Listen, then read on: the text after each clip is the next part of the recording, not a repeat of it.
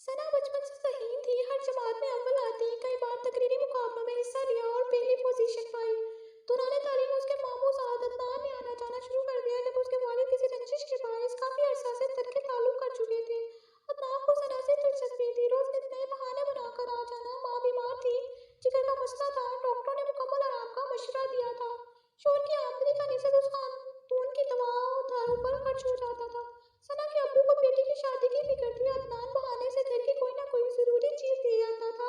इस बिना पर पुप्पी पुप्पा उससे खुश थे। एक दिन पुप्पा ने अदनान से पूछा कि बेटा तुम आजकल क्या कर रहे हो? अंकल मैं तालीम पूरी कर चुका हूँ और वक्ती तौर पर मुलाजमत कर रहा हूँ, लेकिन अच्छे मुस्तकबिल की खातिर प्लेन मुल्क जाना चाहता हूँ। माली हालात ऐसे नहीं है कि फौरी तौर पर जा सकूँ। अदनान के इस बयान पर उसके अंकल मंसूर ने तसल्ली दी और कहा कि बेटा कुछ दिन सब्र से काम लो, मुझको रिटायरमेंट की रकम मिलेगी तो मैं इस सिलसिले में तुम्हारी कुछ मदद कर दूंगा। अदनान अपने पापा की बात सुनकर बहुत खुश हुआ और ज्यादा न्याजमंदी दिखाने लगा। मंजूर अंकल पर इसके न्याजमंदाना रवैये का असर हुआ। ये सब कुछ देखकर सना को यकीन हो गया कि एक रोज जरूर अदनान उसके वालिद से उसका हाथ मांग लेगा और वो भी इनकार ना करेंगे, क्योंकि खूबसूरत होने के साथ साथ वो एक समझदार लड़का था। सना के मामू यानी अदनान के वालिद ने पिछले 5 साल से जायदाद के तनाज़े की वजह से मंसूर साहब से ताल्लुकात मुनक़ता कर रखे थे। जमीन में सना की वालदा का हिस्सा था जिस पर अदनान के वालिद ने नाजायज कब्जा कर रखा था। दोनों खानदानों में दूरी का बायस जमीन का ये झगड़ा ही था। मंजूर ने बीवी के हिस्से की जायदाद अपने बरादरी निस्बती से हासिल करने के लिए अदालत में केस कर दिया था। इन संगीन हालात के बावजूद वो अदनान को घर आने से मना नहीं करते थे। बेटे ने जब बाप को अपनी पसंद से आगाह किया तो वालिद ने बहुत डांटा और साफ जतला दिया कि अदनान कान खोल कर सुन लो, तुम्हारी शादी सना के साथ नहीं हो सकती थी। हाँ, अगर तुम्हारे फूफा जमीन का मुकदमा वापस ले लें तो हर रिश्ते नाते की बात हो सकती है। दोनों अपने अपने मौक़िफ़ पर डटे हुए थे। अब हक और सच का फैसला तो अदालत ने करना था और आज मुकदमा की आखिरी पेशी थी, कोई फैसला होना था। दोनों जीत की उम्मीद लिए अदालत पहुंच गए। जज साहब इंसाफ की कुर्सी पर विराजमान हो चुके थे। थोड़ी देर बाद मुकदमे का फैसला सुना दिया गया। फैसला मंसूर साहब के हक में हुआ। वो खुशी से फूले न समा रहे थे। घर आकर बेटी को पुकारा और फैसला जमीन के कागजात उसके हाथ में थमा दिए। वो बेटी से बहुत प्यार करते थे, उनका सभी कुछ उसके का था।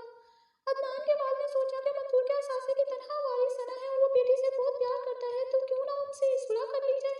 अदनान से सना की शादी की सूरत में ये जायदाद वापस उसके घर आ जाएगी, लिहाजा उसने पहल कर दी।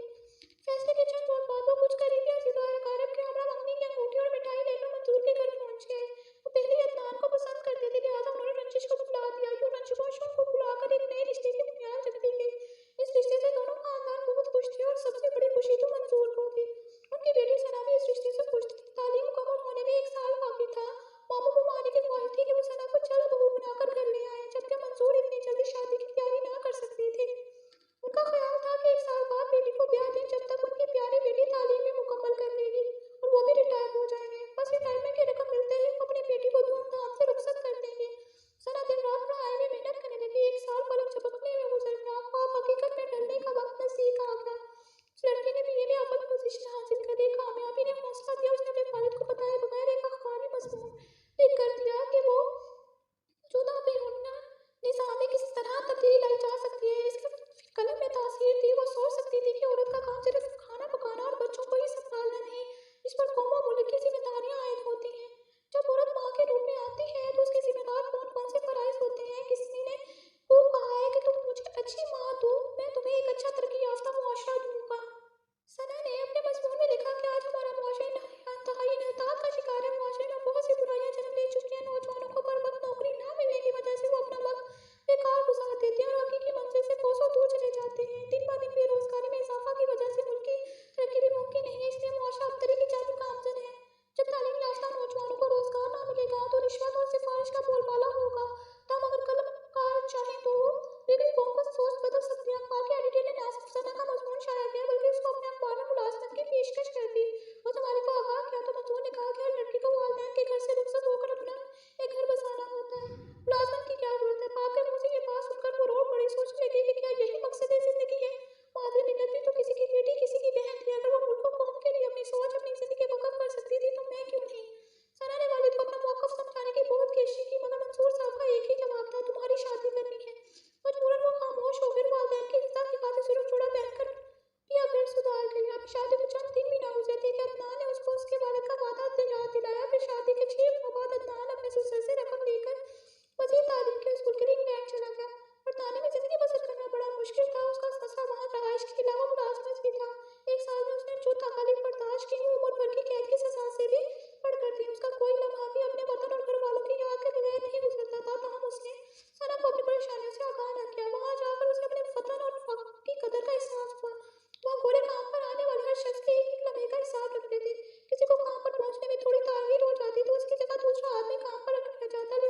दूसरी जगह शिफ्ट होने का इंतजार करना पड़ता। अगले दिन काम के लिए रात भर लाइन में खड़े रहकर अपनी बारी का इंतजार करना पड़ता था। जो फैक्ट्री में काम करने वाले मजदूरों की कमी ना थी, क्योंकि दूसरे ममालिक भारत, बांग्लादेश, श्रीलंका, नेपाल के लोग और कम शराब पर भी मजदूरी करने को तैयार हो जाते थे। और सिर्फ पाकिस्तानियों ने ही कम शराब की मजदूरी को अपनी अना का मसला बनाया हुआ था। अदनान को जब अपने वतन की कदर हुई, उस वक्त पाकिस्तान वापस आने के लिए टिकट के लिए फूटी कोड़े भी ना थी। वो अपने घर से पैसे नहीं मंगवाना चाहता था, क्योंकि वो रोशन मुस्तकबिल के लिए वहाँ क्या था जो महज एक खूबसूरत ख्वाब ही था। कोई मुस्तकिल रहायश ना होने की वजह से अपने घर की खैरियत पर वक्त मालूम ना कर पाता था। जिस बात 4 पैसे जमा हो जाते वो फोन कर लेता और घर वालों से बातें करके अपने दिल का बोझ हल्का कर देता। आज 2 दिन के बाद अदनान ने फोन पर सना से बात की थी। उसने जब बेटा होने की खुशखबरी सुनी तो दूर तेज रहने पर उसकी आंखों में आंसू आ गए। वो अपनी बेबसी और कममायकी का सना से इजहार ना कर सका और फोन बंद करके अपने रहायशगाह में चला गया। वो अपने बेटे के ख्यालों में खो गया। नींद आंखों से कोसों दूर थी। वतन वापसी जाने की कोई तरकीब समझ में ना आती थी। समंदरी रास्ते से वो जाना ना चाहता था। रात काफी बीत चुकी थी। पल पर बड़ी बेकरारी में गुजर रहा था। वक्त गुजारने के लिए टीवी सहारा लिया, यूं ही ऑन किया। खबर चल रही थी कि बम धमाकों के जरिए 2 रेलगाड़ियों को निशाना बनाया गया है। इस हादसे में बहुत से लोग की जानें ज़ाया हो गई और सैकड़ों लोग बुरी तरह जख्मी हुए। इस दहशतगर्दी की बड़ी वारदात के बाद बरतानिया के वहाँ पाकिस्तानियों से नफरत से पेश आने लगे। जहाँ जहाँ पाकिस्तानी काम करते थे उनको वहाँ से निकाल दिया गया, हालांकि उनका इसमें कोई कसूर ना था। दहशतगर्दी में मुलविस इस हादसे के बाद पाकिस्तानियों की एक बड़ी तादाद वतन वापस आ गई, मगर अदनान ना आ सका। अदनान अपने रहायशगाह पर कैद होकर रह गया। आखिर कब तक? एक दिन वो अपने रहायश से काम कर लिए निकला तो पुलिस की एक गाड़ी उसके पास आकर रुकी और कुछ बताए बगैर उसको दबोच कर गाड़ी में लेकर किसी नामालूम जगह पहुंचा दिया गया। इस तरह और कई पाकिस्तानियों को कैद कर लिया गया था। फिर उनको अज़ियत भरे तफ्तीशी मराहल से गुजरना पड़ा। उस बड़े हादसे की खबर सुनते ही सना और उसके वालिद ने अदनान से राब्ता करने की बहुत कोशिश की, मगर नाकाम रहे। एक दिन मंसूर दामाद की तस्वीर और उसके पासपोर्ट की फोटो कॉपी लेकर इस्लामाबाद में बरतानवी सफारतखाने गए कि शायद कुछ मालूम हो सके, मगर वहाँ से भी कुछ मालूम ना हो सका और ना ही बाद में एम्बेसी वालों ने कोई खबर दी। अदनान के वालिदैन भी कम परेशान नहीं थे। सना और उसके घर वालों को शक गुजरा कहीं वो उन ट्रेनों के सहारे में जहाँ बहक ना हो गया हो जहाँ और सैकड़ों सफर करने वाले जहाँ बहक हुए थे। सना के लिए अदनान की जुदाई बर्दाश्त करना बहुत मुश्किल हो गया था, मगर सिवाय सबर के चारा क्या था। सना के पास जीने के लिए बस शादी थी। उसका प्यारा बेटा पास था जिसके सहारे दिन गुजरते रहे थे। तन्हाई से निजात के लिए वो मज़ामीन लिखती रही। एडिटर ने एक बार फिर राब्ता किया और मुलाजमत की ऑफर की। इस बार उसने पेशकश कबूल कर ली। एक दिन दफ्तर का काम मुकम्मल कर जाने के बाद घर जाने को तो क्या एडिटर ने अपने कमरे में बुलाया और कहा, अभी घर मत जाइए, एक खबर लगानी है। ये बरतानिया में हुए बम धमाकों से मुतल्लिक है जो 8 साल कबल हुए थे और इसमें कुछ ममालिक के लोगों को शामिल कर तशवीश किया गया था। इनमें कुछ पाकिस्तानी भी थे। बरतानवी हुकूमत ने आज 8 साल बाद उनको जुर्म साबित ना होने पर रिहा कर दिया था। हम उसको खबर लगानी है। एडिटर ने हिदायत की। हालात ने सना को तनदही से काम करने का आदी बना दिया था। उसने अपने माजी की सारी यादों को दिमाग के एक कोने में बंद कर दिया। अभी तकलीफों का किसी को एहसास ना होने दिया। हर वक्त काम में मसरूफ रहती थी। घर जाने के बजाय अपने दफ्तर के कमरे में जा बैठी। एडिटर ने कहा, थोड़ी देर बाद इन पाकिस्तानियों के नाम और तस्वीरें मिलेंगी जो बरतानिया में जुर्म की सजा काट कर आजाद हुए हैं।